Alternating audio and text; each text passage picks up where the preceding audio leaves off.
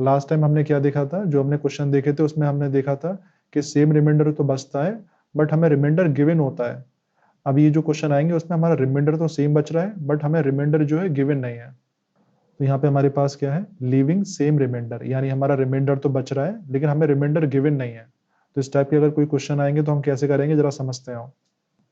तो यहाँ पे जरा ध्यान दीजिएगा, क्वेश्चन हमसे क्या बोलना चाह रहा है कि फाइंड द लार्जेस्ट नंबर, यानी वो बड़े से बड़ा नंबर बताएं दैट डिवाइड्स 76, 132 एंड 160। यानी वो बड़े से बड़ा नंबर बताएं जो 76, 132 और 160 को डिवाइड करता है। तो हर केस में रिमाइंडर क्या बचता है, सेम बचता है। अब जरा क्वेश्चन को ध्यान से समझें, यहाँ पे हमें रिमाइंडर गिवन नहीं है, यानी हमें रिमाइंडर क्या है, गिवन नहीं है, बट हमसे ये बोलना चाह रहा है कि सेम रिमाइंडर बचता है। आप बड़े से बड़ा वो नंबर बताएं जब इस नंबर का डिवाइड हम 76 में करेंगे या फिर 132 में करेंगे या 160 में करेंगे, तो जो रिमाइंडर है वो हमेशा सेम बचता है, लेकिन वो रिमाइंडर हमें गिवन नहीं है। तो आपको बताना है वो बड़े से बड़ा नंबर क्या होगा। सोचो कैसे होगा, यानी आपको बड़े से बड़ा नंबर बताना है। ये तो हमें पता है बड़े से बड़ा नंबर जब भी पूछता है तो एचसीएफ पूछता है, लेकिन अब यहाँ पे ये बोलना चाह रहा है कि रिमाइंडर भी सेम बचना चाहिए। और बाकी बच्चे बताएं जरा सा क्या आंसर हो सकता है। यानी आपको बड़े से बड़ा नंबर बताना है जब उस नंबर का डिवाइड 76 में किया जाता है या 132 में किया जाता है या 160 में किया जाता है, तो हर केस में जो है रिमाइंडर सेम बचता है।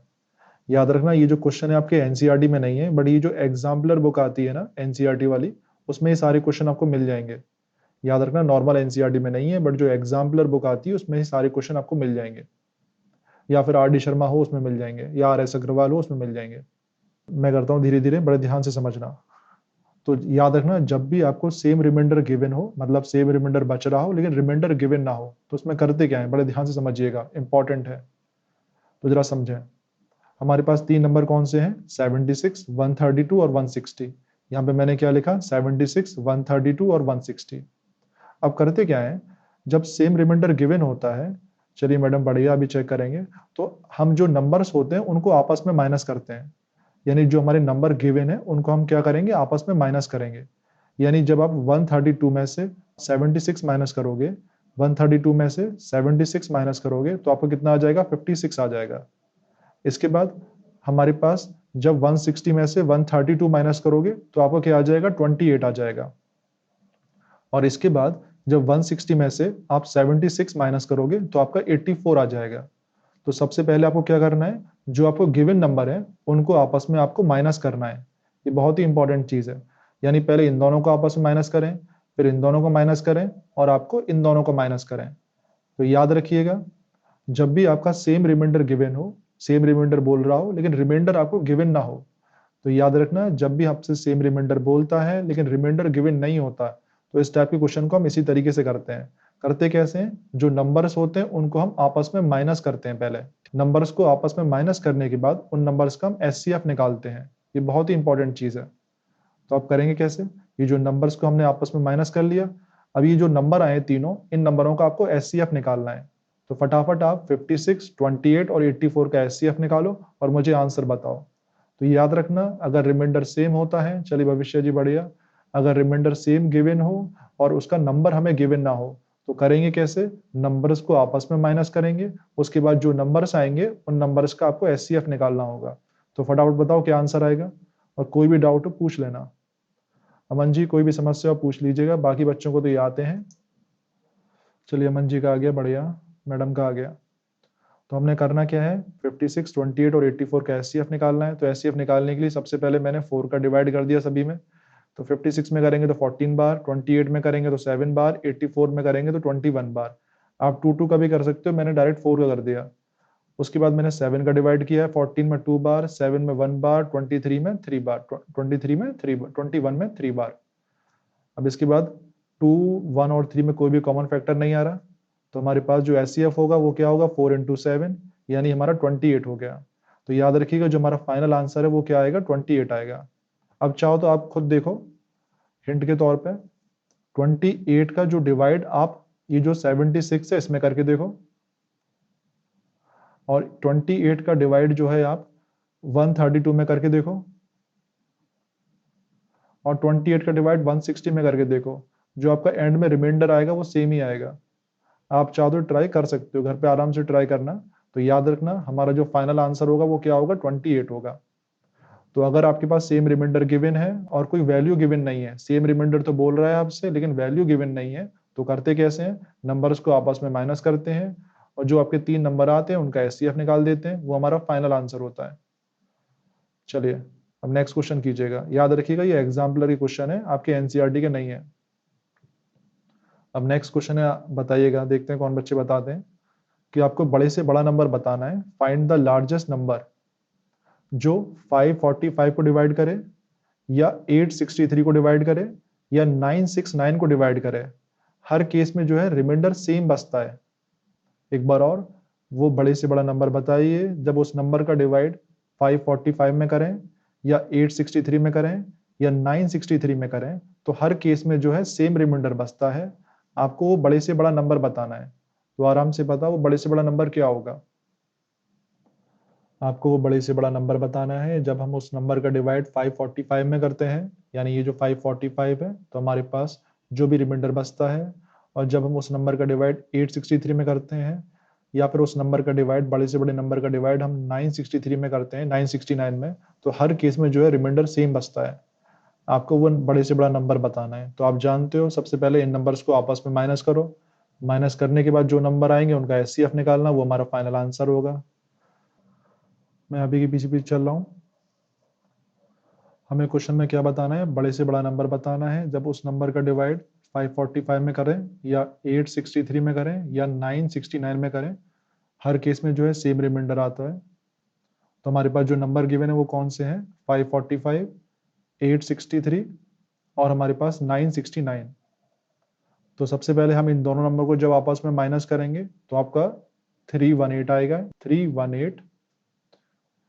जब हम इन दोनों नंबरों को आपस में माइनस करेंगे तो आपका 106 आया होगा, उम्मीद है।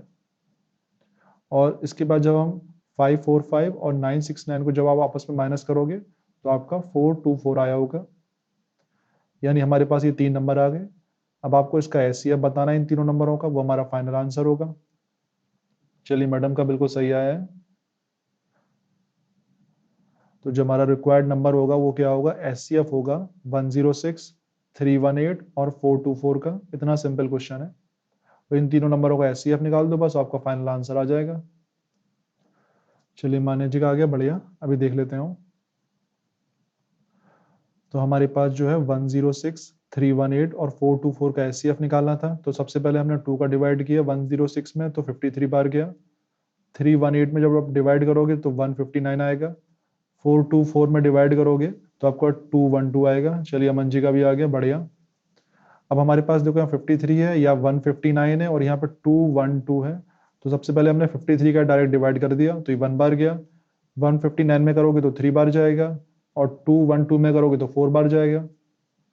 यानी जो हमारा एचसीएफ होगा वो क्या होगा, 2 × 53 होगा। यानी हमारा 106 हो गया। ये हमारा फाइनल आंसर है। इतना सिंपल है बस। तो आपको लॉजिक समझ में आ गया होगा। अगर सेम रिमाइंडर गिवन होता है तो नंबर्स को आपस में माइनस कर देते हैं, ठीक है। उसके बाद जो 3 नंबर आते हैं उनका एचसीएफ निकाल देते हैं, बस इतना सिंपल है। चलिए नेक्स्ट क्वेश्चन बताइएगा आप।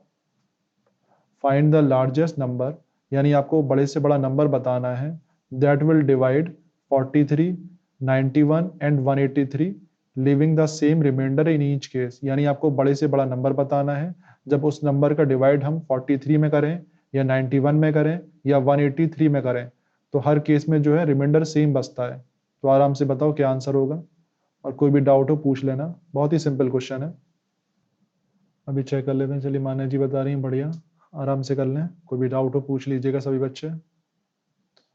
तो हमारे पास नंबर कितना गिवन है, 43, 91 और 183। अब इन नंबर्स को पहले आपको आपस में माइनस करना होगा क्योंकि हमसे सेम रिमाइंडर बोल रहा है बट हमें रिमाइंडर गिवन नहीं है। तो जब आप 43 को माइनस करोगे 91 में से तो 48 आ जाएगा। आराम से करें, कोई जल्दी नहीं। इसके बाद जब आप 91 माइनस करोगे 183 से तो आपका 92 आ जाएगा। इसके बाद जब आप 43 माइनस करोगे 183 में से तो आपका 140 आ जाएगा। तो जो हमारा फाइनल आंसर होगा वो इन तीनों नंबरों का क्या होगा, एचसीएफ होगा, यानी 48, 92 और 140। अब इसके बाद जो है आपको एचसीएफ निकालना है, तो मैंने डायरेक्ट 4 से डिवाइड कर दिया है। आप 2 से कर सकते हो, आपका मन है, तो मैंने 4 से कर दिया। तो 48 में करोगे तो 12 बार, 92 में करोगे तो 23 बार, और 140 में करोगे तो 33 बार। अब 12, 23 और 35 में कोई भी कॉमन फैक्टर नहीं आ रहा, तो हमारा जो है 4 हमारा एचसीएफ होगा, यानी जो हमारा रिक्वायर्ड नंबर है वो 4 है। अच्छा, ये हमारा फाइनल आंसर है। चलिए नेक्स्ट टॉपिक देखते हैं। तो हमारा क्या है, जरा समझने की कोशिश करना। अच्छा, ये तो आप जानते हो कि मुझे उम्मीद करता हूँ, जिससे हम डिवाइड करते हैं उसे हम क्या बोलते हैं, डिवाइजर। जिसमें हम डिवाइड करते हैं उसे हम डिविडेंड बोलते हैं, आपको याद होगा। जितनी बार जाता है डिवाइड उसे हम क्यूशेंट बोलते हैं, और ये हमारा क्या होता है, रिमाइंडर होता है। ठीक है, ये तो आप सब जानते होगे। तो हमारे पास जो डिवाइजर है, यहाँ पे डिविडेंड है, यहाँ पे हमारा क्यूशेंट है, और ये हमारा क्या है, रिमाइंडर है। तो याद रखिएगा, ठीक है। बीच वाला हमारा डिविडेंड कहलाता है, जिससे हम डिवाइड करते हैं वो डिवाइजर है। यहाँ पे जो भी बचता है वो हमारा रिमाइंडर होता है, और यहाँ पे हमारा क्या होता है, क्यूशेंट होता है। अब चलिए आगे चलते हैं। तो जरा समझना आप। देखो यहाँ पे हमने क्या किया है, 3 से 12 को डिवाइड किया। ठीक है, तो 3 जो है हमारा डिवाइजर है, 12 डिविडेंड है, 4 हमारा क्यूशिएंट है, और जो रिमाइंडर है वो 0 है। मैं यहाँ पे कुछ चीज आपको समझाने की कोशिश कर रहा हूँ, बड़े ध्यान से समझिएगा।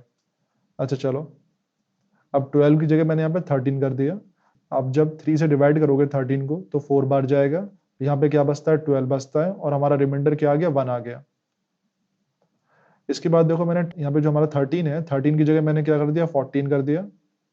अब 14 करने के बाद क्या होगा, जब हम 3 का डिवाइड करेंगे 14 में तो 4 बार जाएगा, और हमारा रिमाइंडर क्या हो जाएगा, 2 हो जाएगा। बड़े ध्यान से समझिएगा, यहाँ पे एक प्रॉपर्टी है जो मैं आपको समझाने की कोशिश कर रहा हूँ।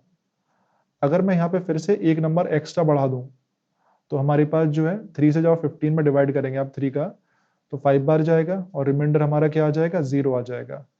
आप जरा देख रहे होंगे यहाँ पे, आपने एक चीज महसूस करी होगी कि जो हमारा रिमाइंडर होता है, बड़े ध्यान से समझना, जो हमारा रिमाइंडर होता है, ये जो हमारा रिमाइंडर है,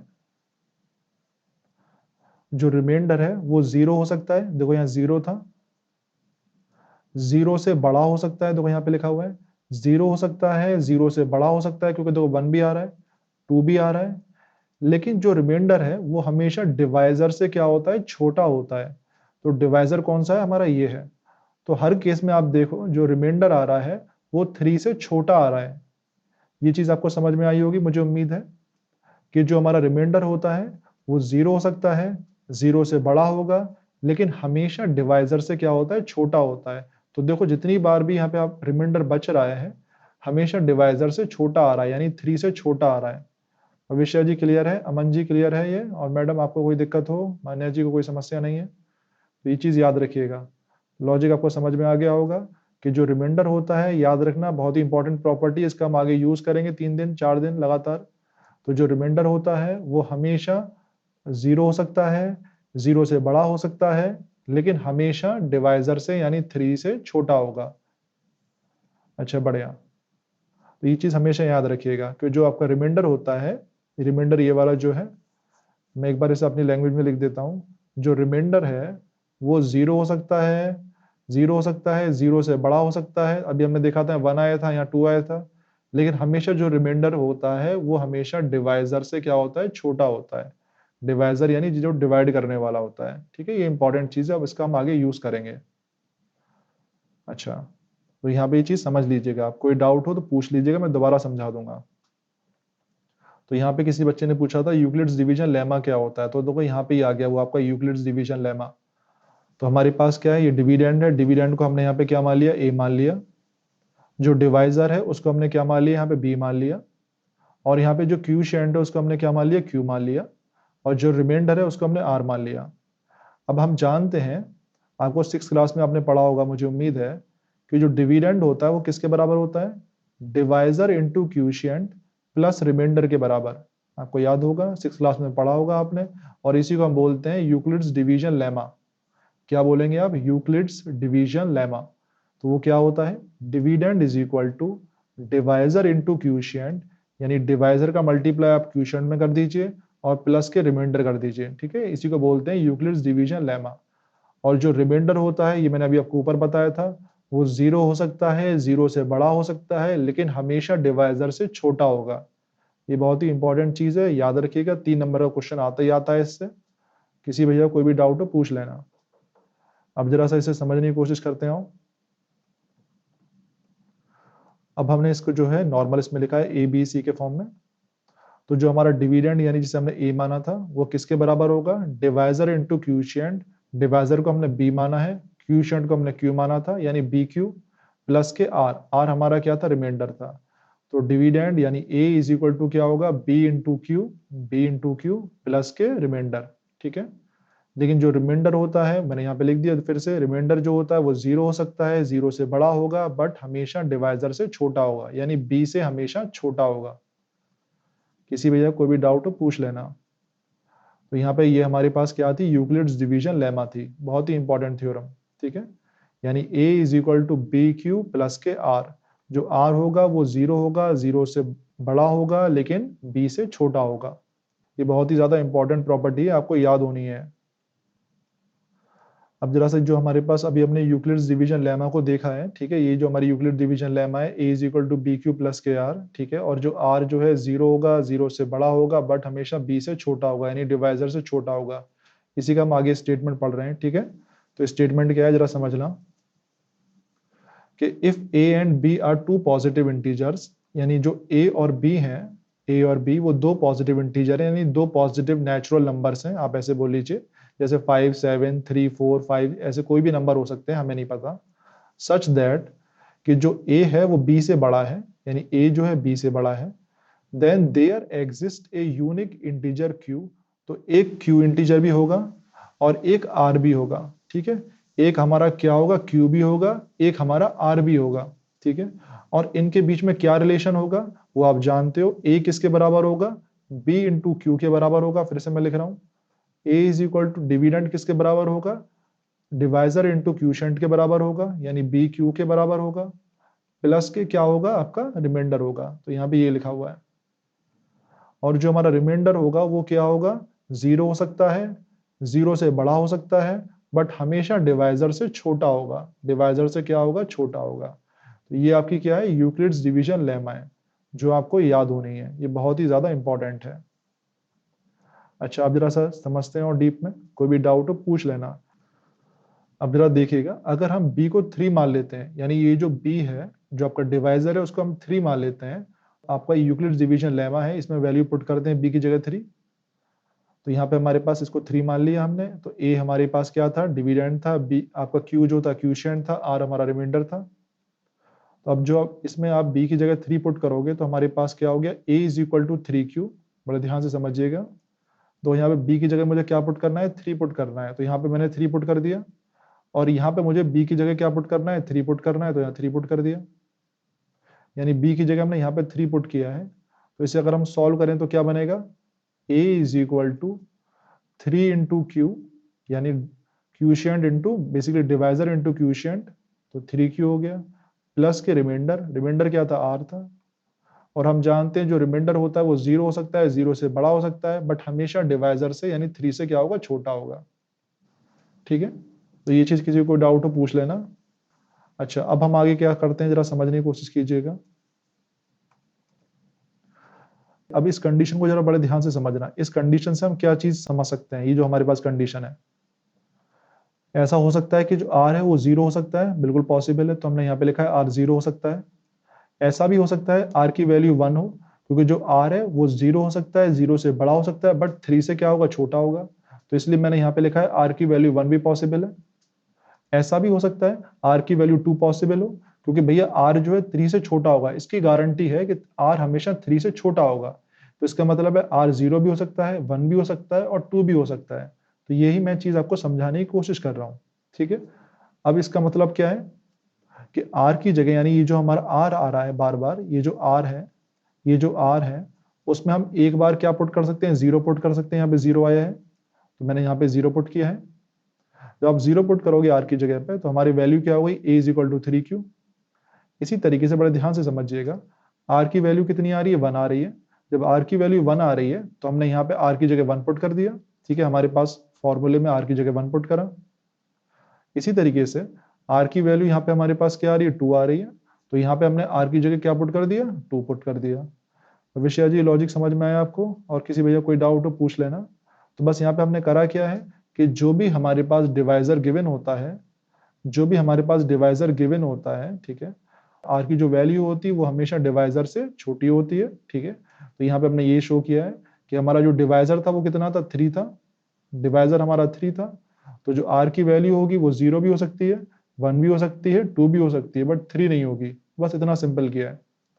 तो यहाँ पे हमने आर की जगह एक बार 0 पुट कर दिया, एक बार 1 पुट कर दिया और एक बार 2 पुट कर दिया। बस इतना सिंपल है। अभी हम इसको और समझेंगे, और किसी बच्चे को कोई भी डाउट हो वीडियो दोबारा देख लेना, वीडियो रिकॉर्ड हो रही है, ठीक है। अच्छा चलिए, अब हम जरा सा क्वेश्चन करते हैं। अब तक जो है हमने 8 टाइप के क्वेश्चन कर चुके हैं, ठीक है, याद रखिएगा। अब हम 9 टाइप के क्वेश्चन करेंगे। 9th टाइप जो है हमारा, जरा देखते हैं क्या है। क्वेश्चन बड़े ध्यान से समझिएगा। When A number is divided by 73, यानी अगर कोई एक नंबर है जो 73 से डिवाइड होता है, उसका 34 क्या आता है, क्वोशिएंट आता है, और 23 क्या आता है, उसका रिमाइंडर आता है। 23 क्या आता है, रिमाइंडर आता है। फाइंड द नंबर, आपको ये नंबर बताना है। तो आराम से बता दो, आप जानते हो डिविडेंड किसके बराबर होता है, डिवाइजर इनटू क्वोशिएंट प्लस के रिमाइंडर के बराबर। तो फटाफट इनका मल्टीप्लाई कर दो, इसे ऐड कर दो, आपका नंबर आ जाएगा। यही हमारी यूक्लिड्स डिवीजन लेमा थी। बस आराम से ट्राई करें और बताएं, आपके पास 2 मिनट का टाइम है। और कोई भी डाउट हो पूछ लेना। और मैडम को कोई डाउट तो नहीं है अब तक, कोई भी दिक्कत हो तो वीडियो देख लेना दोबारा से, और नोट्स बनाने के लिए बाद में दोबारा वीडियो देख लेना, मैं शॉर्ट वीडियो डाल दूंगा। चलिए, अमन जी का आ गया, बहुत बढ़िया। और बाकी बच्चे बताएं। तो डिवाइजर हमारा 73 था, क्वोशिएंट हमारा 34 था, रिमाइंडर 23 था। तो by applying Euclid division lemma we have dividend is equal to divisor into quotient plus के रिमाइंडर। आराम से बताएं भविष्य जी और मान्य जी कहाँ रह गई। तो डिवाइजर हमारा 73 है, क्वोशिएंट हमारा 34 है। तो 73 इंटू 34 और प्लस के हमारा क्या आएगा, रिमाइंडर आएगा। रिमाइंडर हमारा 23 आ रहा है। अब इनको आपस में मल्टीप्लाई कर दो। जब 73 इंटू 34 करोगे तो आपका 2482 आ जाएगा, 2482। इसके बाद इन दोनों नंबरों को ऐड कर दो तो आपका 2505 आ जाएगा। बस इतना सिंपल है। कोई भी डाउट हो पूछ लेना। तो हमारा जो रिक्वायर्ड नंबर है वो क्या है, 2505 है, बच्चों वाला। और इसी को हम क्या बोलते हैं, यूक्लिड्स डिवीजन लेमा, यानी dividend is equal to divisor into quotient plus के रिमाइंडर। और जो रिमाइंडर होता है वो हमेशा 0 हो सकता है, 0 से बड़ा हो सकता है, बट हमेशा डिवाइजर से क्या होता है, छोटा होता है। ये चीज जरूर याद रखिएगा, क्योंकि इस प्रॉपर्टी में हम आगे बहुत सारे क्वेश्चन करेंगे। चलिए, हमारा आज का लास्ट क्वेश्चन है, आराम से आप बताएं। When A number is divided by 61, यानी एक नंबर है, जब हम उसे 61 से डिवाइड करते हैं तो 27 क्वोशिएंट आता है और 32 हमारा रिमाइंडर आता है। Find the number. आराम से आप नंबर बताओ, क्या नंबर होगा। तो हमारे पास जो है नंबर क्या है, यहाँ पे बोल रहा है ए नंबर व्हेन डिवाइडेड बाय 61, यानी 61 हमारा क्या है, आप जानते हो डिवाइजर है, यानी 61 डिवाइजर हो गया, 27 हमारा क्वोशिएंट हो गया, और 32 हमारा क्या हो गया, रिमाइंडर हो गया। अब आपसे वो डिविडेंड पूछ रहा था, यानी वो नंबर पूछ रहा था। तो by applying Euclid's division lemma we have dividend is equal to divisor into quotient plus के रिमाइंडर। अब इसमें वैल्यू पुट कर दीजिए फॉर्मूले में। डिवाइजर कितना है, 61 है, क्वोशिएंट हमारा 27 है, और जो रिमाइंडर है वो हमारा 32 है। इसके बाद वैल्यू पुट कर दीजिए। तो 61 इंटू 27 कर दीजिए तो आपका 1647 हो गया, प्लस के 32। इन नंबर को आप ऐड कर दो तो 1679 हो गया। यानी हमारे पास जो फाइनल आंसर होगा वो कितना होगा, 1679 होगा। बस इतना सिंपल है। मेरे किसी बच्चे कोई भी डाउट हो पूछ लें आराम से आप।